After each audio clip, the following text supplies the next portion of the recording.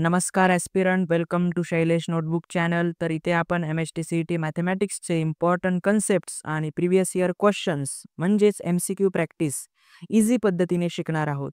So let's start today's practice session. Hello, तर आपण question read करूया.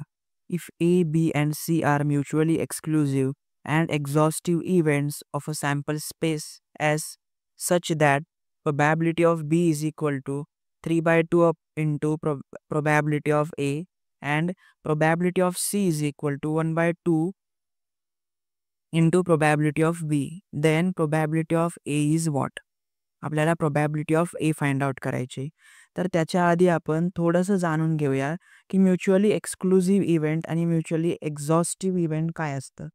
तर म्युच्युअली एक्सक्लुझिव्ह इव्हेंट्स म्हणजे असे इव्हेंट्स जे डिसजॉइंट्स असतात. म्हणजेच एका सॅम्पल स्पेसमध्ये जर तुम्ही बघितलं, समजा हा सॅम्पल स्पेस आहे तुमचा, राईट.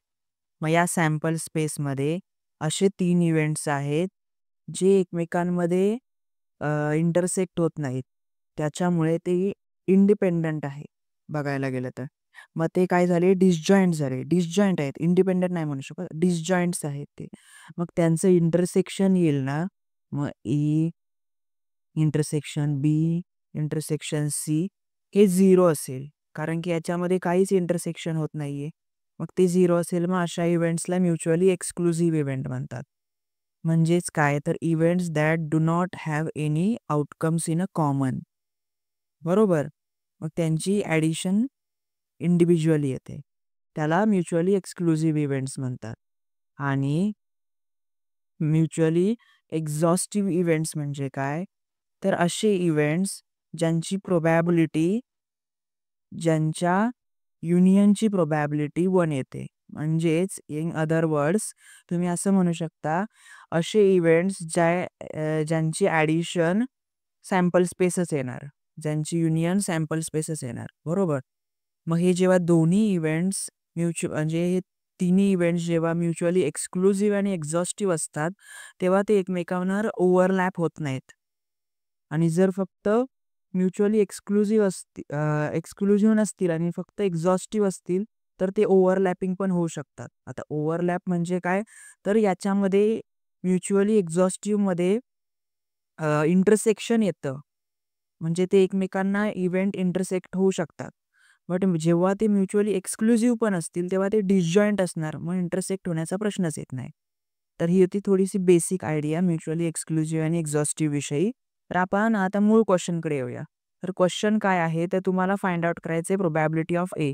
सिंपल आहे. जेव्हा टर्म येईल तुम्हाला म्युच्युअली एक्सक्लुझिव्ह आणि एक्झॉस्टिव्ह आहेत, त्या टाईमला सिम्पली तिन्ही इव्हेंटची ॲडिशन करायची. ती इक्वल येणार 1च्या. Probability of A is equal to probability of B is equal to probability of C which is equal to काय येणार, तर 1 येणार बिकॉज ऑफ दिस. बरोबर. मग आता probability of A find out करायची, ती माहीत नाहीये. मग ते ॲज इट इज येणार. प्रोबॅबिलिटी ऑफ बी काय दिलेली आहे तुम्हाला, तर इथे बघा प्रोबॅबिलिटी ऑफ बी तुम्हाला दिले 3/2 इंटू प्रोबॅबिलिटी ऑफ ए. म्हणजेच 3/2 into probability of A, right. Plus probability of C काय दिलेली आहे, तर 1/2 into probability of B. 1/2 into probability of B, right, is equal to काय आहे, 1 आहे. नाव आता तिन्ही पण, आता इथेही प्रोबॅबिलिटी ऑफ ए आहे, इथेही प्रोबॅबिलिटी ऑफ ए आहे. मग यालाही प्रोबॅबिलिटी ऑफ ए बनवूया ना. का तर प्रोबॅबिलिटी ऑफ बी पुन्हा 3/2 आहे, म्हणजे ती पुन्हा इथे रिसबस्टिट्यूट करूया. Probability of A plus 3/2 probability of A plus 1/2 probability of B काय आहे, तर इन ब्रॅकेट लिहूया 3/2 प्रोबॅबिलिटी ऑफ ए. बरोबर.